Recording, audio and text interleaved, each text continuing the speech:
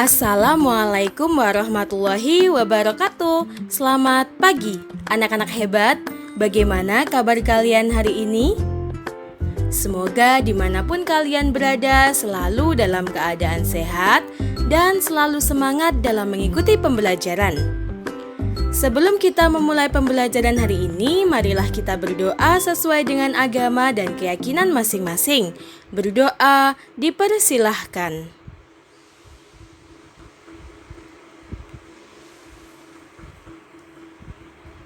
Berdoa selesai.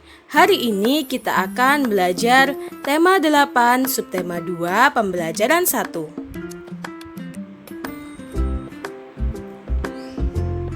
Siti berasal dari daerah istimewa Yogyakarta.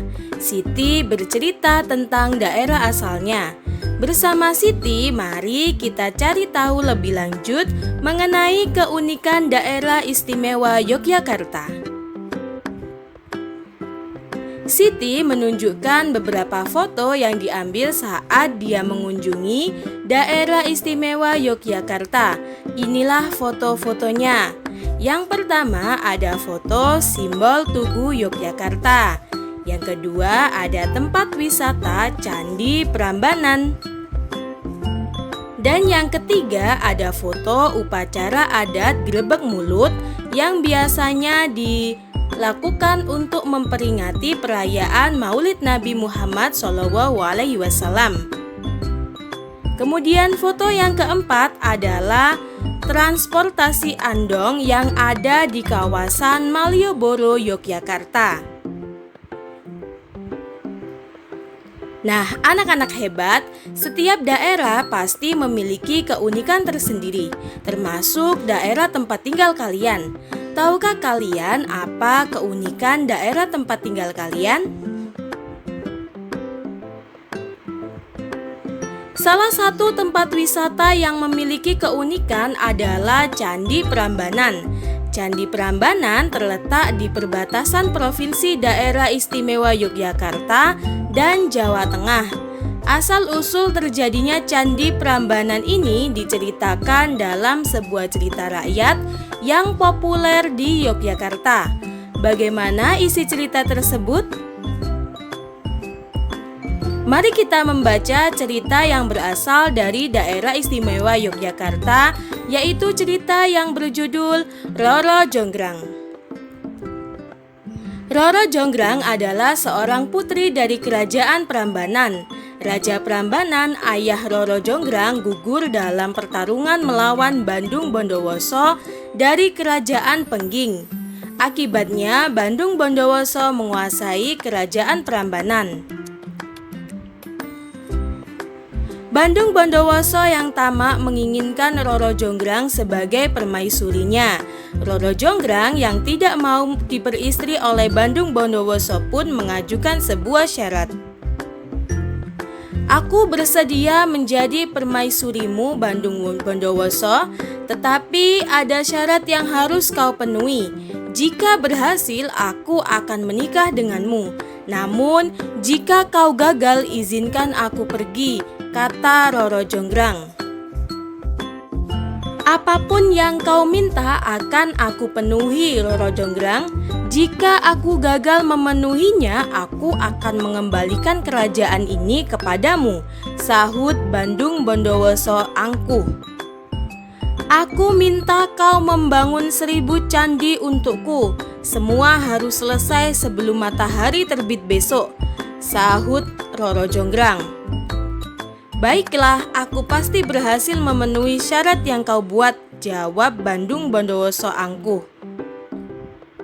Bandung Bondowoso meminta bantuan pasukan jin untuk membangun 1000 candi.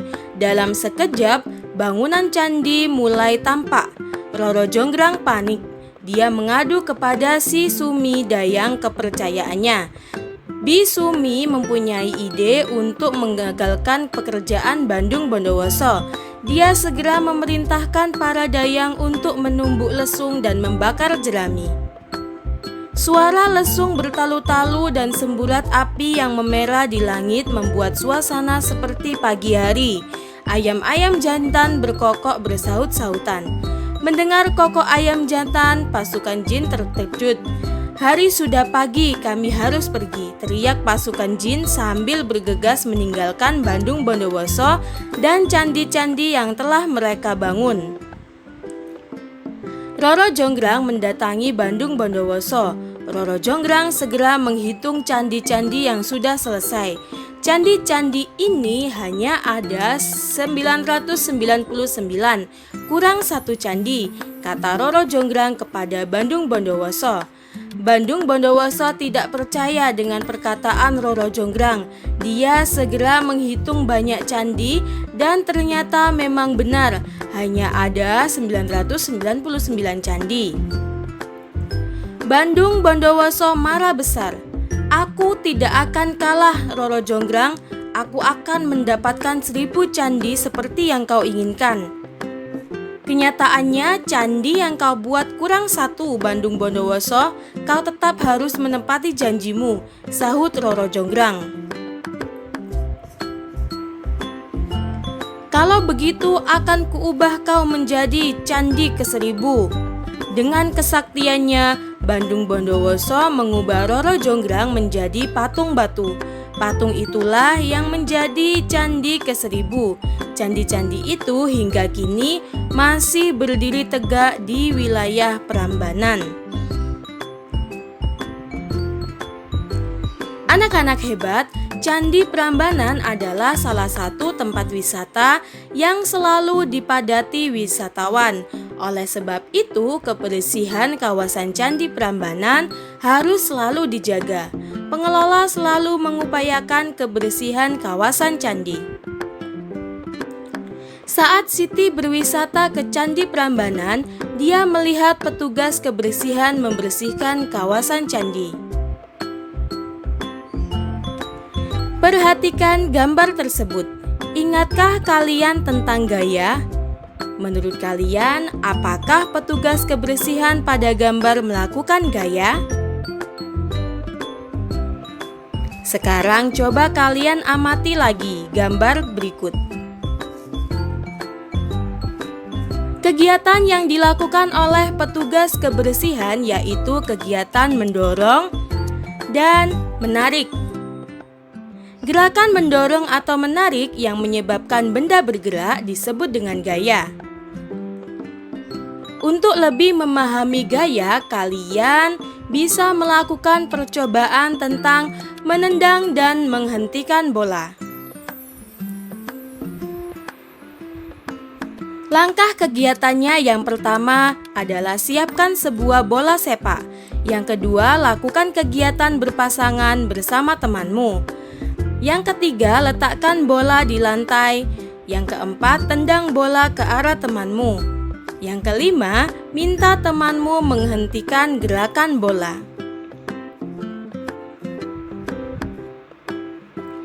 Pada saat ditendang, bola akan terjadi perubahan posisi atau perpindahan dan perubahan kecepatan atau percepatan.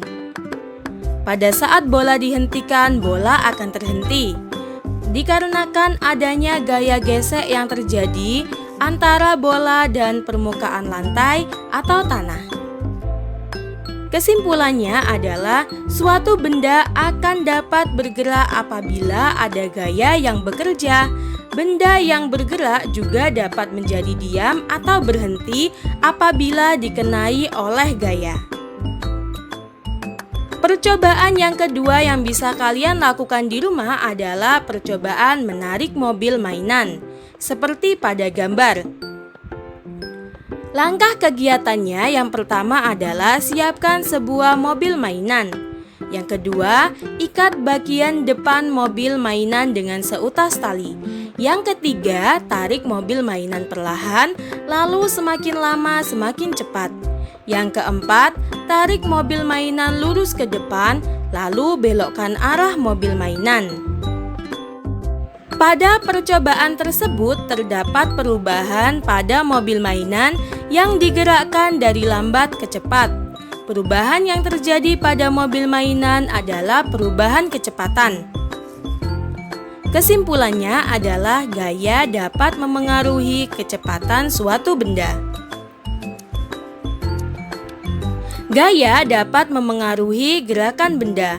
Berikut beberapa macam pengaruh gaya terhadap gerakan benda. Yang pertama, gaya dapat memengaruhi benda diam menjadi bergerak.